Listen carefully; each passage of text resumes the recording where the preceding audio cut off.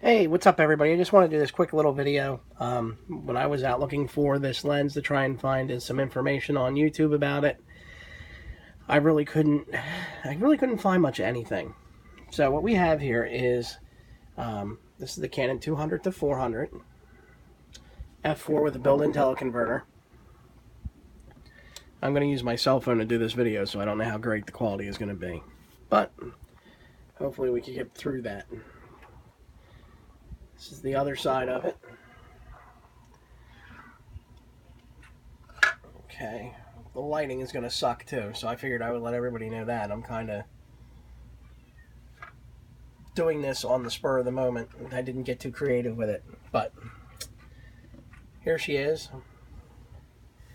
And it's mounted on a 1DX. And you can see we have the Kirk L plate on the 1DX. And there's a different foot on the lens itself. So we'll get into that in just a few seconds. Now, and here's the new version 2 100 to 400, which a lot of people say is just as good as the 200 to 400 is. It's got a bit of a cold, so bear with me. I can't say that one's better than the other in the aspect of they both have their pros and they both have their cons. The biggest pro is that if I was shooting indoors at a sporting event, my choice would be the 200 to 400 because I get that stop faster all the way through. I get a little bit better subject isolation, and if I need to, without changing lenses, I can go right up top, push this switch in, push that down, push this back, and now I have essentially added a teleconverter to this lens without dismounting it or without having to mess around and go to get another teleconverter. So that's a big deal. The other thing that's worth mentioning is the built-in teleconverter is matched optically to the lens, so you lose absolutely no image quality, which is a big deal. It will also accept converters, so this can essentially be a 400 to 800 f8, which means you don't lose AF. The 100 to 400 cannot do that. You can add a 1.4 converter to it and that's it. Then you lose your autofocus. A couple really other cool things, of course, is that like Canon's super telephoto lenses, you have your AF buttons, and then you have your AF assist for the back and forth for presets.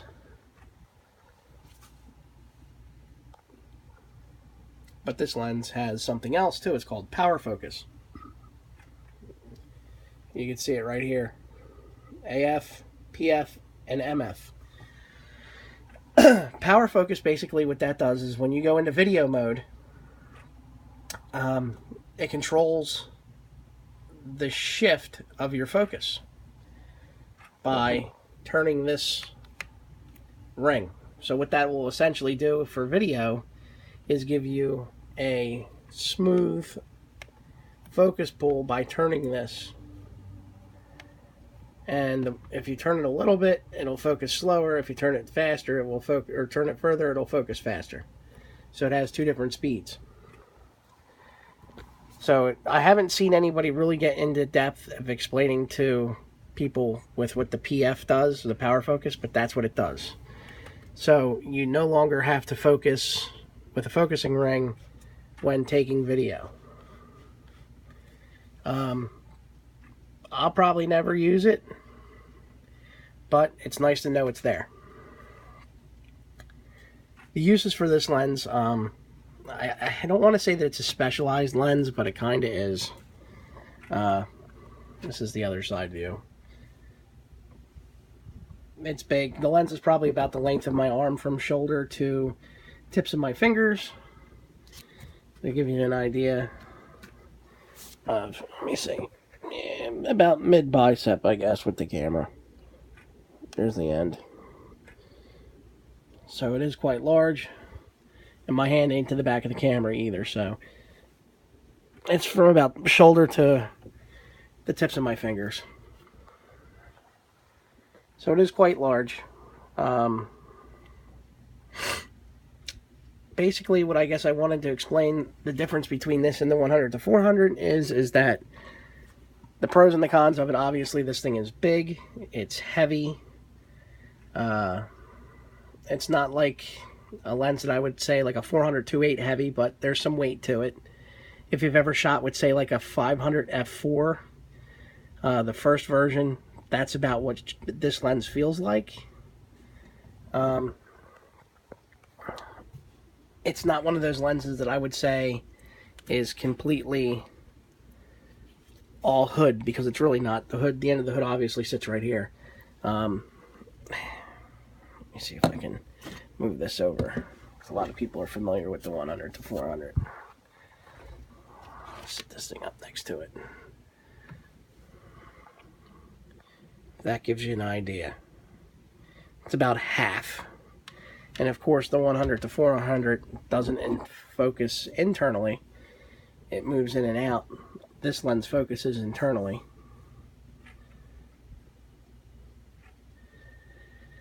Sharpness, I would say that the quality of the sharpness in the 200 to 400 is as good as the 100 to 400, if not better.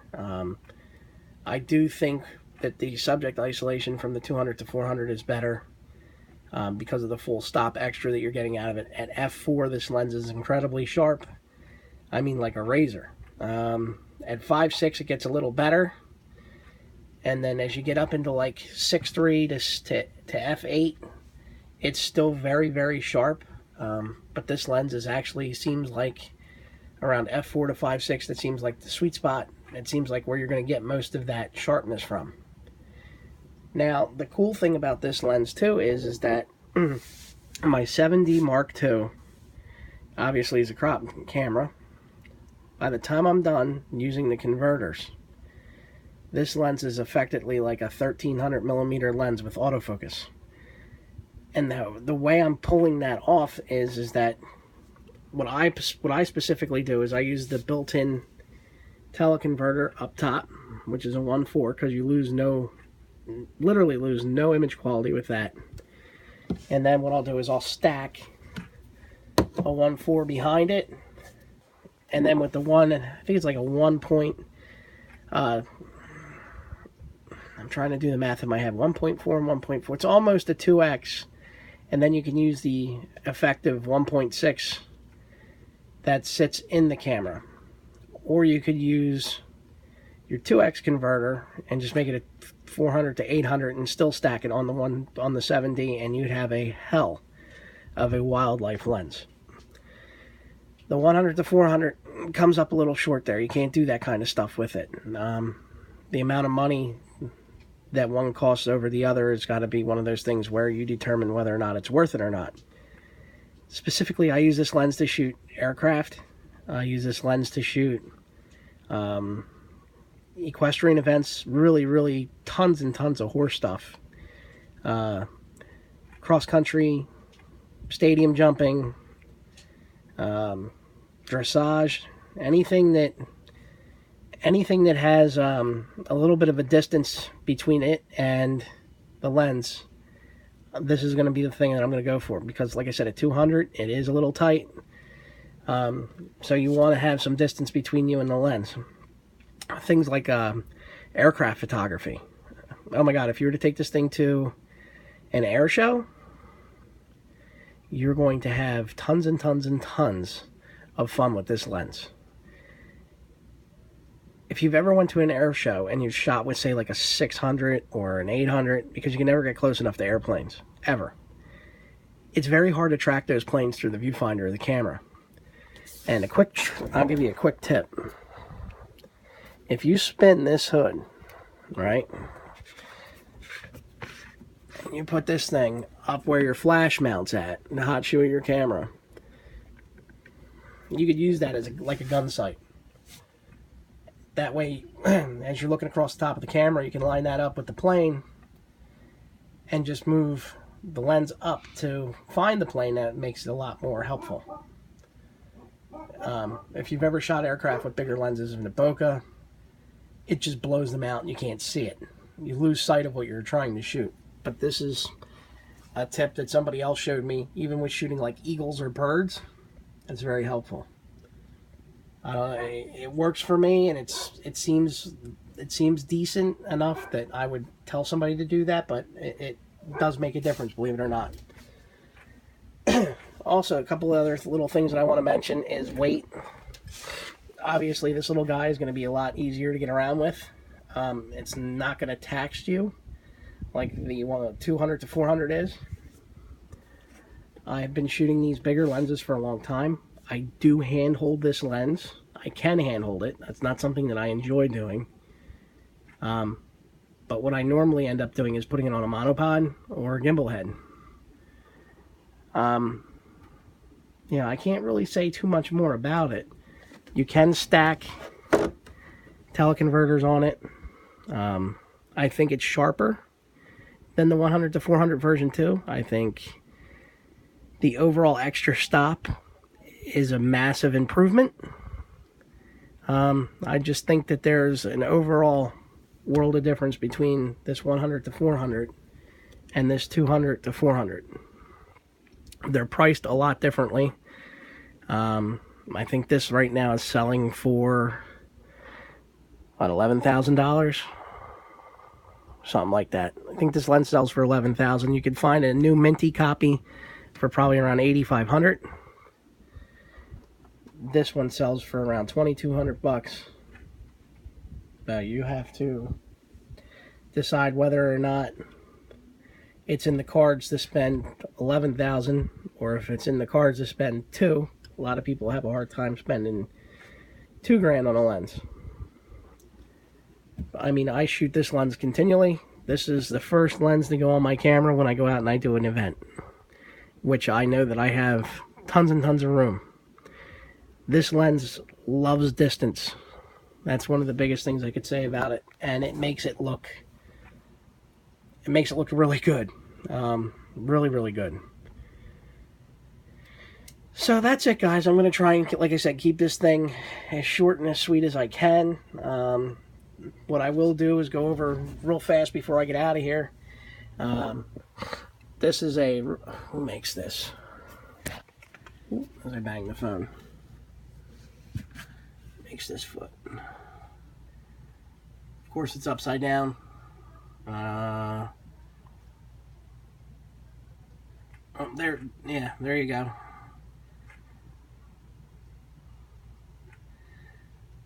I ain't gonna be able to read this upside down. I think it's Generation Designs, maybe.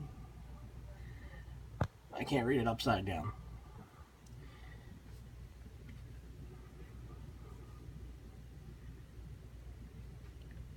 The web address is www.4gdphoto.com. This foot's awesome. Real quick, what this thing does is underneath here, there's 2 screws. They come off, and you can move this stem for the foot in any of these other brackets to help you balance the lens, which is awesome. It's sitting on my monopod head right now, which is a Sirui LS20. It's a great head. It's got some fluid movement in it for the pan. And down the bottom, this goes to my Sirui, what is it, PS204 video head. Of course, I got garbage in there. Yuck. But other than that, this is an awesome setup. This monopod I highly recommend. It turns into a tabletop tripod. Here's the actual monopod itself. And this has a fluid head in it because this is all video. It is a video monopod. So this upper piece where this padding is, this all pans. It's very fluid headish. Fluid headish. That was a good word. It's very fluid in the way it moves. And then of course this down here pans and tilts. I'm having a terrible time here today.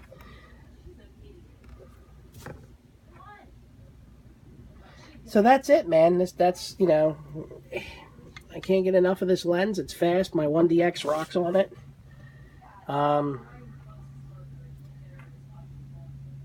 would not recommend using the neck strap that it comes with, or it'll break your back. I would buy a monopod or a tripod of sort, if that's how you're going to plan on using it.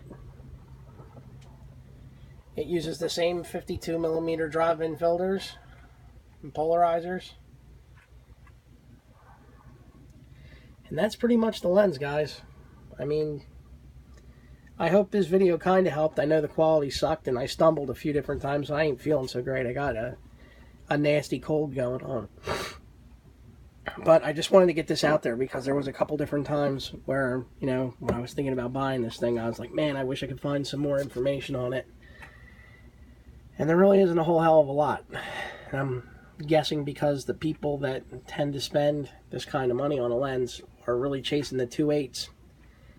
And nowadays, with the types of cameras that are available, you don't need 2.8 all the time. I'll give you a top view. So you can see what it looks like from the top.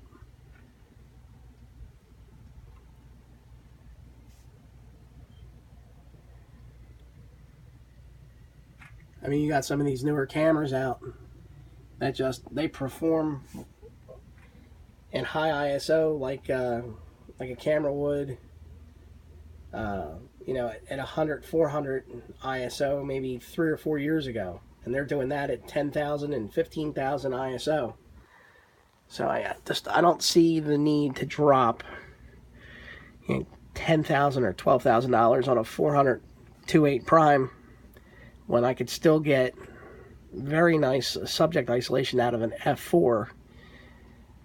Will it be as blown out? No, but this particular lens is a hell of a lot more versatile than a 200 to 400.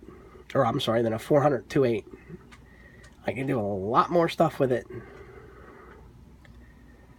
Granted, you can put teleconverters on that, and yeah, 400 will become an 800 5.6. But again, still, if my back was up against the wall and I needed to be at 200 millimeters and I was following, say, football, I have a nice wide lens on here and I have a nice long lens on here. And at the flick of a switch, I've got a very long lens. It's like a 560. I think it turns it into a 560. Yeah, granted, I lose a stop of light. But by the time somebody's trying to stumble around to get converters and such, and get them on the lens, open them up maybe in dirty areas, such as like a dusty, nasty environment, or if it's raining outside, you know, guess what? I got the edge. I'm going to get the shots a lot faster. I'm not going to do any harm to my equipment. So for on the fly, this particular lens, I think, is going to kill it. It does have its drawbacks. It is only an f4. I imagine this thing would be a monster if it was a 2.8. But again, I'm feeling this particular lens. I think this was a good investment for myself. You know, if you like it, you could definitely give me a thumbs up on the video. If not, you can tell me to go screw myself or whatever you want to say. But to me, I think this thing has got it all over the 100 to 400. And it should for like 3 or 4 times the money. Well, 5 times the money. Alright guys, thanks a lot. Take care, and I hope this helped. Bye.